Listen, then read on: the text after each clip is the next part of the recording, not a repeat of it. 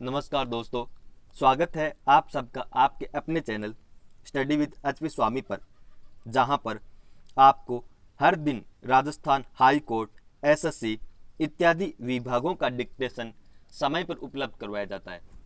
दोस्तों, आज का यह डिक्टेशन 80 शब्द प्रति मिनट रहेगा, जो स्टार्ट होगा 5 सेकंड बाद। स्टार्ट। सभापति महोदय, मैं रक्षा मंत्रालय की मांगों का समर्थन करने के लिए खड़ा हुआ हूँ।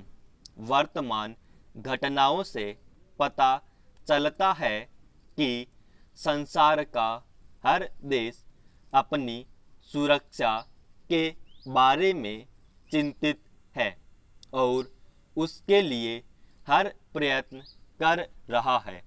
इस दृष्टि से अन्य देशों की तरह हमारे देश में भी रक्षा मंत्रालय का महत्व है। मुझे इस बात की खुशी है कि जहां अन्य मंत्रालयों की उनके पिछले साल के कामों के बारे में काफ़ी आलोचना हुई है, वहाँ इस मंत्रालय की कम आलोचना हुई है। इससे पता चलता है कि इस मंत्रालय ने पिछले साल अच्छा काम किया है। मोटे तौर पर किसी भी देश की सुरक्षा नीति का लक्ष्य यह होता है कि दूसरे देशों, खास तौर से पड़ोसी देशों के साथ मित्रता के संबंध स्थापित हों और हम एक दूसरे के मामलों में हस्तक्षेप न करें, लेकिन उसके साथ यह भी जरूरी होता है कि हम अपने देश की सीमाओं और अखंडता की रक्षा करें। इसलिए हमारे देश का यह कर्तव्य हो जाता है कि हम अपने पड़ोसियों के कार्यों पर पूरी नज़र रखें, क्योंकि आज तक हमारे देश पर जो संकट आए वे हमारे पड़ोसियों से आए हैं। 1965 में पाकिस्तान के साथ जो लड़ाई हुई और उसके बाद ताशकंद में जो समझौता हुआ वह सिर्फ कागज़ पर ही रहा। पाकिस्तान ने उस पर कोई अमल नहीं किया। इस दृष्टि से बहुत ज़रूरी है कि हम अपने देश की सुरक्षा की हर तरह से व्यवस्था करें। हमारा उद्देश्य दूसरों पर आक्रमण करना नहीं है, लेकिन यदि हम पर कोई आक्रमण करे तो हम में इतनी शक्ति अवश्य होनी चाहिए कि हम उसका डट कर सामना कर सकें।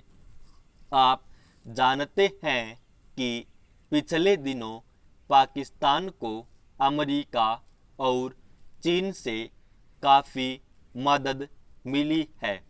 रक्षा मंत्रालय की रिपोर्ट में भी कहा गया है कि पिछले साल अमेरिका ने पाकिस्तान को 1500 करोड़ रुपए की फौजी सहायता दी है। आज जहां हम फौजी सामान के लिए अपने कारखानों की मदद से अपनी शक्ति बढ़ाने का प्रयत्न कर रहे हैं, वहां पाकिस्तान संसार के देशों से फौजी सामान खरीद रहा है। अपनी नीति के कारण वह तीन सब देशों से लाभ उठा रहा है।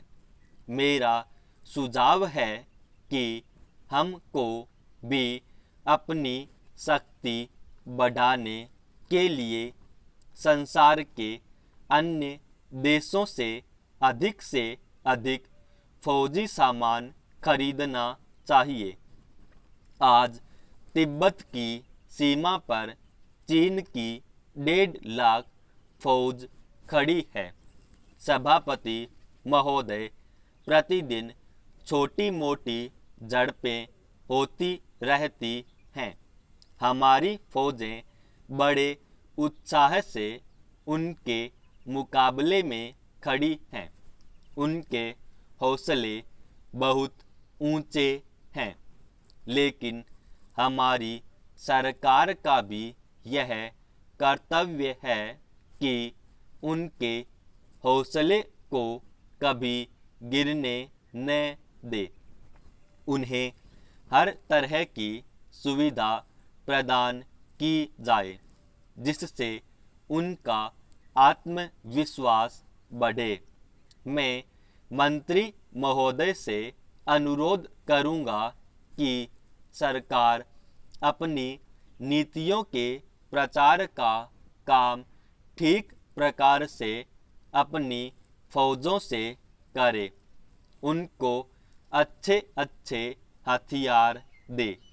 अनुसूचित जातियों और आदिवासी जातियों के आयुक्त ने जो अपना प्रतिवेदन प्रस्तुत किया है, उस प्रतिवेदन को देखने से यह प्रतीत होता है कि इसको तैयार करने में उन्होंने बहुत परिश्रम से कार्य किया है।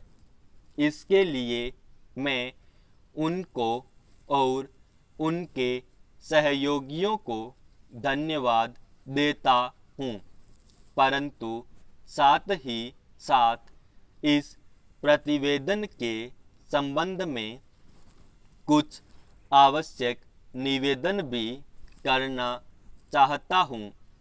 पहली बात तो यह है कि इस प्रतिवेदन को देखने से ऐसा प्रतीत होता है कि इन कार्यों के लिए जिस धन का उपयोग होता है वह 3 साधनों से उपलब्ध होता है। केंद्र सरकार द्वारा, राज्य सरकारों द्वारा और कुछ गैर सरकारी संस्थाओं द्वारा। प्रतिवेदन के अनुसार जितना धन इन कार्यों पर व्यय करने के लिए दिया जाता है, उतना धन पूरी तरह से व्यय नहीं हो पाता। मैं यह नहीं कह सकता कि आवश्यकता से अधिक धन दिया जाता है या कार्यकर्ताओं को वह धन प्राप्त ही नहीं होता, जिसके कारण से वह बिना खर्च हुए बच जाता है। मैं तो यह चाहता हूँ कि जितना धन दिया जाता है उसका पूरा उपयोग हो और आयुक्त को यह न कहना पड़े कि इस कार्य के लिए जितने धन की आवश्यकता थी उतना धन नहीं मिल पाया और विवश होकर हमको उस कार्य को बीच में ही रोकना पड़ा।